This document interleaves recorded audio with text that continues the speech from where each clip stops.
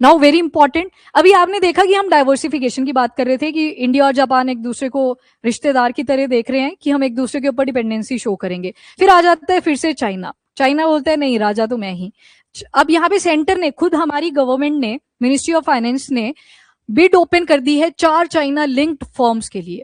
अब ये क्या है, क्या नीड रही हमारी जो हमने चाइना के लिए इस बिड को ओपन करा है, और हिस्टोरिकल एस्पेक्ट क्या था, ये सारी एंगल से इंपॉर्टेंट है।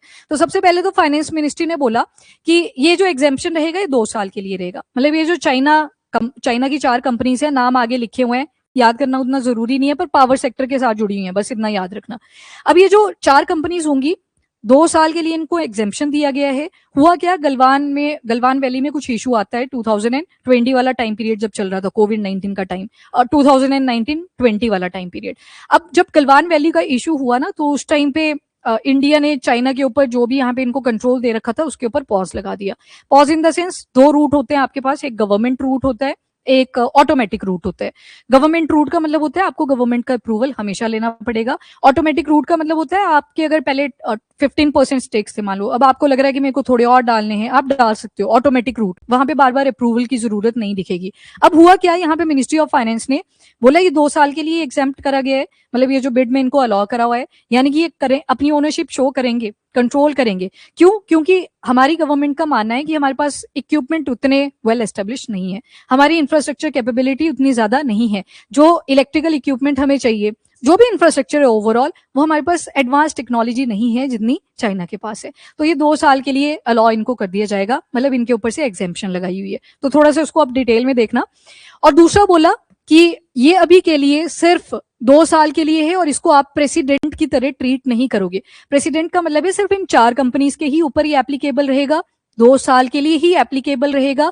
बाकी जो कंपनीज यहाँ पे हैं वो इसके लिए अलाउड नहीं होंगी, सिर्फ 4 कंपनीज ही हैं, तो उसके लिए वर्ड यूज करा, दैट इज प्रेसिडेंट। अब रिलैक्सेशन देख लो इंडिया के रूल्स की जो चाइनीज इन्वेस्टमेंट के ऊपर कर रखी है, specially in the power sector. Government of India ने 4 कंपनीज को बोल दिया जिनकी चाइनीज ओनरशिप है या लिंक्स हैं, वो गवर्नमेंट पावर सेक्टर टेंडर्स में पार्टिसिपेट कर सकती हैं, ताकि जो रिस्ट्रिक्शन लगा रखी थी चाइनीज इन्वेस्टमेंट के ऊपर वो अब रिड्यूस करी जा सके, मतलब ये काम अपना अब थोड़ा ईज के साथ कर सके। 2020 में एक प्रेस नोटिस जारी होता है, PN3 प्रेस नोटिस 3, मतलब एक गवर्नमेंट ऑफिशियल डॉक्यूमेंट है जिसके थ्रू ये इन्फॉर्मेशन रिलीज करी गई पब्लिक डोमेन के अंदर, जिसमें मैंडेट करा गया कि इंडिया के जिनके भी साथ लैंड बॉर्डर लगते हैं, फॉर एग्जाम्पल इधर आ गया पाकिस्तान वाला पार्ट, यहाँ पे आप सारा देखोगे चाइना वाला पार्ट है, नेपाल आ जाएगा, भूटान वाला पार्ट आ जाएगा, उधर म्यांमार वाला पार्ट, जितने भी कंट्रीज के साथ हमारा लैंड बॉर्डर लगता है उनके लिए ये प्रेस नोटिस 3 आया था कि उनको गवर्नमेंट अप्रूवल चाहिए होगा पहले ही कोई भी एक्टिविटी करने के लिए इंडिया के अंदर, वो चाहे से फॉरेन डायरेक्ट इन्वेस्टमेंट हो, यानी कि इन्वेस्टमेंट मोर देन 10%, या फिर बिडिंग लगानी है किसी भी पब्लिक प्रोक्योरमेंट प्रोजेक्ट के ऊपर, मतलब गवर्नमेंट ने कोई टेंडर निकाला, उसके ऊपर बिड लगेगी, ऑक्शन लगेगी, किसी ने बोला 450 करोड़ रुपए में काम करके दे देंगे, किसी ने बोला 500 करोड़ रुपए में काम करके दे देंगे।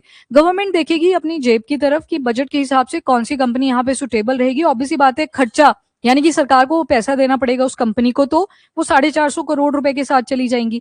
तो यहाँ पे बोला जितनी भी कंट्रीज के साथ लैंड बॉर्डर इंडिया का लग रहा था उनको बोल दिया कि आपने क्या करना है, प्रायर अप्रूवल लेना है गवर्नमेंट से, उससे पहले आप अपना काम शुरू नहीं करेंगे, चाहे से वो इन्वेस्टमेंट है या फिर बिडिंग है किसी भी पर्टिकुलर पब्लिक प्रोजेक्ट के लिए जो प्रोक्योरमेंट का प्रोजेक्ट रहता है। कंपनी ने बोला मैंने पैसा लगाना है इसके ऊपर, तो पैसा लगाना है तो सरकार को भी तो पैसा देना पड़ेगा उनको, तो जो सुटेबल रहता है गवर्नमेंट के हिसाब से वहां पे गवर्नमेंट उस चॉइस के हिसाब से चली जाती है। अब हुआ क्या, कोविड-19 आ जाता है। कोविड-19 के टाइम पीरियड पे ही शुरुआत में ही होगी थी, एक गलवान वैली के अंदर क्लैशेस हो जाते हैं, इंडिया और चाइना के जो मिलिट्री ट्रूप्स थे उनमें ताना बाना हो जाता है और इंडिया के कुछ जो पर्सोनल थे वो मार्टायर हो जाते हैं। अब इसकी वजह से इंडिया और चाइना के रिलेशन बिगड़ जाते हैं, तो ये नोटिस आया। अब फाइनली डेट ऑफ ऑर्डर इसकी 24 जून 2026 है। प्रोक्योरमेंट पॉलिसी डिवीजन के अंदर इसे इशू करा है by department of expenditure, ministry of finance के अंडर। वैलिडिटी 2 साल की है और सिर्फ स्पेसिफाइड कंपनीज के लिए है। इसको प्रेसिडेंट की तरह ना आप सेट करें, ये टर्म यहाँ पे बहुत ज्यादा इंपॉर्टेंट है। प्रेसिडेंट का मतलब है कि सिर्फ इन्हीं 4 कंपनीज के लिए है, पर्टिकुलर टाइम पीरियड के लिए है, बाकी कंपनीज को इसमें अलाउ नहीं करा गया है। कंपनीज कौन कौन सी हैं। तो एक तो TBEA एनर्जी इंडिया है, ये चाइना के TBEA ग्रुप के साथ लिंक्ड है। नंबर 2 नैनजिंग इलेक्ट्रिक इंडिया है, नैनजिंग इलेक्ट्रिक जो चाइना की कंपनी है उनके साथ लिंक है। New north east electric India, इनका टेक्नोलॉजी ट्रांसफर टाई है विद चाइनीज फर्म्स। इसके बाद ताइकाई इलेक्ट्रिक इंडिया, ये सब्सिडरी है ताइकाई ग्रुप ऑफ चाइना की। मतलब ये सारी चाइना लिंक कंपनीज हैं। बोला ना वहां पे या तो चाइनीज ओनरशिप है या चाइना लिंक्ड कंपनीज हैं। तो ये 4 एग्जांपल यहाँ पे दिए हुए हैं जिनको अभी सेंटर ने ओपन करा है फॉर द बिड। बिड कौन सी? जो भी पब्लिक प्रोक्योरमेंट प्रोजेक्ट निकलेगा, जो भी टेंडर गवर्नमेंट निकाल के आएगी उन प्रोजेक्ट्स के लिए ये एप्लीकेबल है। 2 साल का टाइम पीरियड है। ये स्टेटमेंट बहुत ज्यादा इंपॉर्टेंट है। रीजन क्या बताए हैं? तो वही बोला मिनिस्ट्री ऑफ पावर ने कि हम चाहते हैं ये जो फर्म्स हैं इनको थोड़े टाइम के लिए एग्जेम्पशन दिया जाए। क्यों? क्योंकि हमारे पास उतना इंफ्रास्ट्रक्चर वैलिड नहीं है। ये उन्होंने डायरेक्ट नहीं बोला, इनडायरेक्ट तो बोल ही दिया कि हमारे पास नहीं है कैपेबिलिटी। तो ये आपने एड ऑन कर लेना है। क्रिटिकल पावर सेक्टर प्रोजेक्ट्स के अंदर इनको बोल दिया गया है कि आप पैसा लगाएंगे।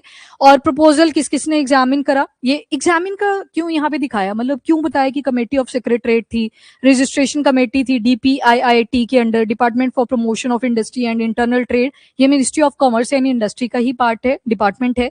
तो ये दिखाया कि हमने कंसल्टेशन करी है, ऐसे ही नहीं डिसीजन ले लिया, हमने पहले कंसल्टेशन करा है, कमेटी बैठी प्रॉपर, उसके बाद ही इन 4 कंपनीज को एग्जेम्प्ट करा है कि उनके ऊपर same rules and regulation apply नहीं होंगे जो 2020 में प्रेस नोट 3 के जरिए लगाए गए थे।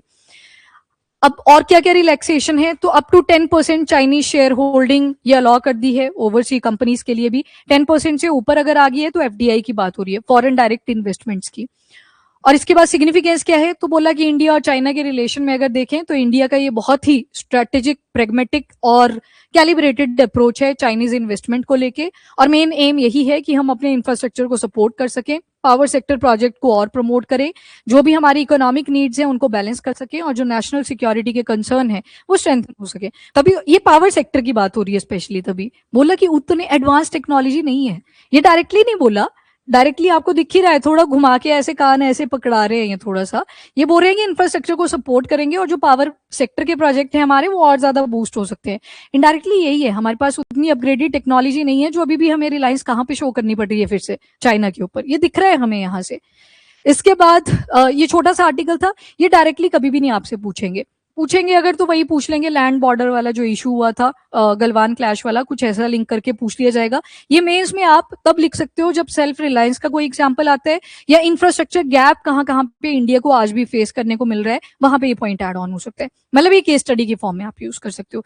प्रेस नोट 3 ये याद रखना जरूरी नहीं है, मतलब गवर्नमेंट का ही डॉक्यूमेंट है जिसके थ्रू पब्लिक इन्फॉर्मेशन आई थी। जैसे आपका पेपर आता है तो ऊपर लिखा होता है ना कि प्रेस रिलीज, तो वही है, ये नंबर दिया हुआ है प्रॉपर।